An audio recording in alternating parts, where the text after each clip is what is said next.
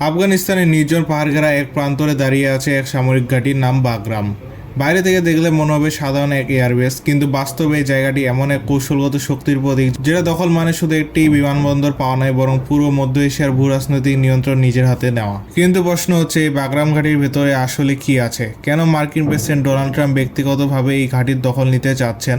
এটা কি কেবল সন্ত্রাসবাদের বিরুদ্ধে যুদ্ধ, নাকি এর পেছনে আছে তেল, গ্যাস, ভূরাজনীতি আর অদৃশ্য সুপার পাওয়ারদের খেলা? বাগরাম ঘাঁটির ইতিহাস বহু পুরনো।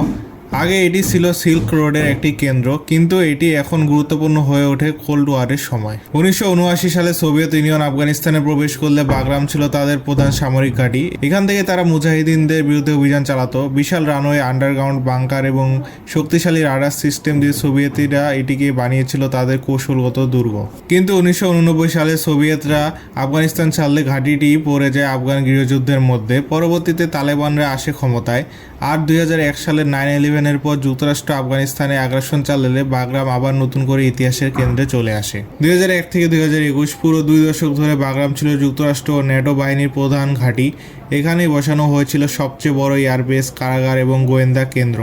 মানবাধিকার সংস্থার রিপোর্ট বলছে, বাগরামের কারাগারে হাজার হাজার আফগান বন্দীকে বছরের পর বছর ধরে রাখা হয়েছিল। অন্যদিকে সামরিকভাবে বাগরাম ছিল আমেরিকার ওয়ার মেশিন। এখান থেকে উঠত B-52 বোমারু বিমান, drone, fighter jet.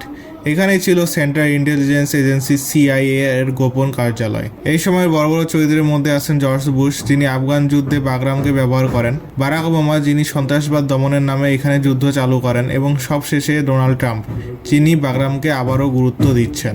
BBC, Reuters, Al Jazeera ও UN রিপোর্ট অনুযায়ী বাগরাম ঘাঁটি শুধু সামরিক ঘাঁটি নয়, এটা ছিল আমেরিকার কৌশলগত ফরওয়ার্ড অপারেটিং বেস। বাগরাম এমন এক জায়গায় অবস্থিত যেখান থেকে কয়েক ঘন্টার মধ্যে ইরান, পাকিস্তান, চীন এমনকি মধ্য এশিয়ার রাষ্ট্রগুলোতে সামরিক অভিযান চালানো যায়।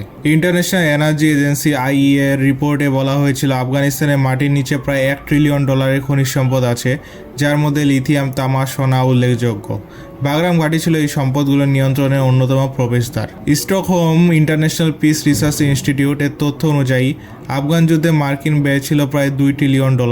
এর বড় অংশই গিয়েছিল বাগরাম ঘাঁটির মাধ্যমে। তাহলে প্রশ্ন হলো, এই বিপুল ব্যয়ের পেছনে কি শুধু তালেবানকে পরাজিত করার মেন উদ্দেশ্য ছিল, নাকি আরও বড় কোনো খেলা চলছিল? যদি বাগরাম আমেরিকার নিয়ন্ত্রণের থেকে যেত, তাহলে মধ্য এশিয়ায় তারা চীনের বেল্ট অ্যান্ড রোড ইনিশিয়েটিভকে প্রতিহত করতে পারত। এখানে ট্রাম্পের ভূমিকা বোঝা জরুরি। তিনি বারবার বলছেন আফগানিস্তানের এন্ডলেস ওয়ার বন্ধ করতে হবে, কিন্তু একই সাথে তিনি চেয়েছিলেন বাগরামকে আমেরিকার একটি স্থায়ী ঘাঁটিতে রূপান্তর করতে। অনেক বিশ্লেষক মনে করেন ট্রাম্প আসলে চেয়েছিল মধ্য এশিয়ার একটি মিনি পেন্টাগন বানাতে। 2021 সালে জো বাইডেন মার্কিন সেনা প্রত্যাহারের ঘোষণা দেন। 2 আগস্ট 2021 মধ্যরাতে হঠাৎ করে আমেরিকা বাগরাম ঘাঁটি ছেড়ে চলে যায়, কোনো নোটিশ ছাড়াই, কোনো পরিকল্পনা ছাড়াই। ফলাফল, কয়েকদিনের মধ্যে তালেবান দখল করে নেয় এই ঘাঁটি। একসময় যেখানে দাঁড়িয়ে থাকতো আমেরিকার পারমাণবিক বোমারু বিমান, সেখানে এখন তালেবান টহল দেয়। কিন্তু ট্রাম্প আজও বলে থাকেন বাগরাম ছেড়ে আসা ছিল আমেরিকার সবচেয়ে বড় কৌশলগত ভুল। তার যুক্তি হলো, চীন ও রাশিয়ার সীমান্তের কাছাকাছি এমন একটি ঘাঁটি ফেলে আসা মানে নিজের শক্তিকে শত্রুর হাতে তুলে দেওয়া। এখন প্রশ্ন হচ্ছে, বাগরামের ভবিষ্যৎ কি? এটা কি আবারও কোনো সুপার পাওয়ার দখল করবে, নাকি আফগানিস্তান নিজের নিয়ন্ত্রণে রাখতে পারবে? আপনার মতামত কমেন্ট বক্সে জানাবেন।